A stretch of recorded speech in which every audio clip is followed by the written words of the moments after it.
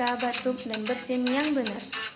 Pertama, tutup hidung dan mulut menggunakan lengan baju dalam saat batuk dan bersin. Kedua, tutup hidung dan mulut menggunakan tisu. Ketiga, tutup hidung dan mulut menggunakan masker.